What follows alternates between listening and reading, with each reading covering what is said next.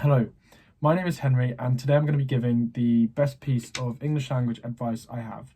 This advice really helped me feel confident in the exams and really helped me get a 9 in English language.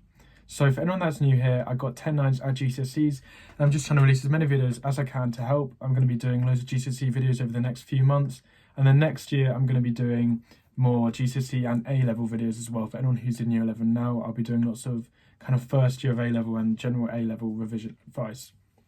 One other thing as well is that I do offer one-to-one 60-minute or 30-minute calls. If you want to have like a one-off or even possibly regular tutoring, just email henry@brand.uk.net. I'll put that in the description and we can kind of talk about that. A one-to-one call may be helpful for some people if you want to check up on a revision or any specific topic you want help with, or maybe you want me to go through this plan with you or anything like that. If you just want a bit of advice or you want to hear, what you think you can get in your exams or anything like that, just email me and we could try and book a one-to-one call as well. Okay, so just for a bit of context in terms of the exams, the English language 40-mark questions at the end of each paper make up, there's two of them, paper 1 and paper 2, and both of them have a 40-mark question. This makes up 50% of the total marks, and the 40-mark question, which is in paper 1 that I'm talking about today, makes up 25% of the marks. What this means is that it's a really sizable chunk of your English language grade. So if you can really master this question or get really good marks, you're massively boosting the rest of your grades, and it allows you to be a little bit worse at the other papers if you are. Okay, so the plan basically is this. What you need to do is come up with 2 or 3 English language potential stories that you have and know and have practiced and you know they're good, that you can adapt to questions in the exam. So what I'm going to do first is I'm going to read out some Edexcel. This does work for AQA and I'll explain that a little bit later. But I'm going to read out some Edexcel potential questions. So these are all the past paper questions. I'm going to read out a couple. The link's in the description to more of questions from the last few years. So write about a time when you met somebody new. Write about a time when something strange or unusual happened to someone you know. Write about a childhood friendship. Write about a time when you felt happy or relieved about something. The point of this plan is what you can do is come up with some stories that all you need to do is just adapt them slightly to change and to fit the plan on the day. Let me give you an example. So one of the stories I came up with was about a run. Basically, all that happened was this guy was really nervous and I started with a flash forward. So he was just about to reach the finish line and then it flashed all the way back and kind of built up the tension, and his enemy was there and he went on the run and he thought he was going to win and he fell over. Then he basically got back up and won. So the story itself wasn't anything crazy, but what it allowed me to do, because I wasn't writing about World War II or something like that, keep your stories shorter and about something that's a bit more easy to write about. But it allowed me to really focus on action and description, which is what the examiners are looking for.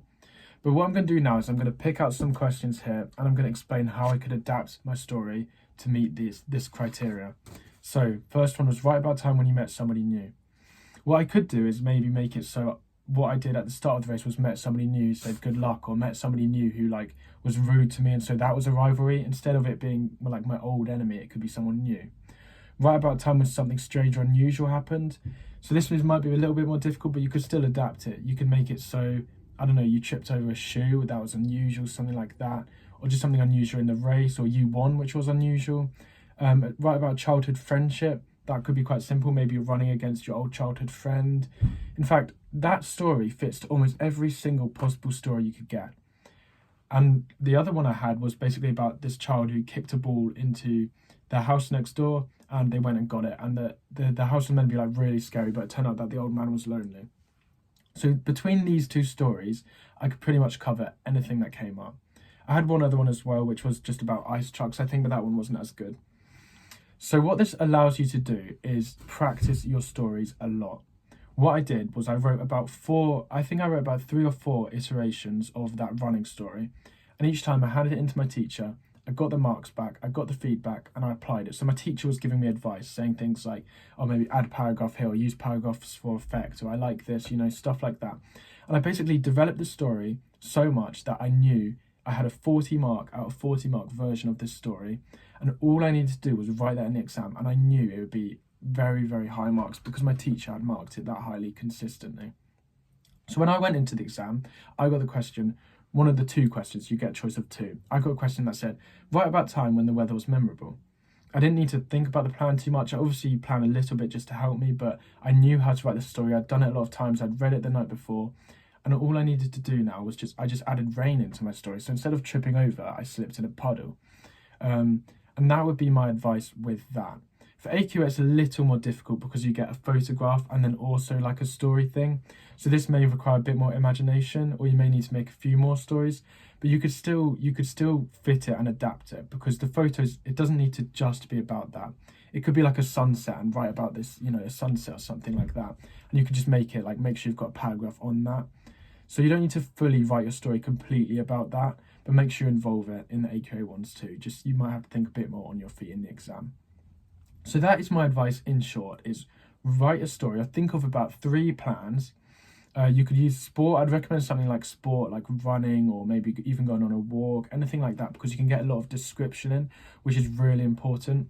And then write it 3 times. You could definitely write maybe 3 or 4 stories. It's about 45 minutes each. So maybe do 1 or 3 every 2 weeks, something like that, until your exam.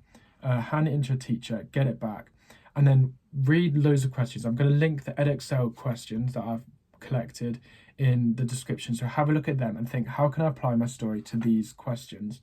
And for AQA, if you do AQA, look in your past papers and look in the past papers and do the same thing.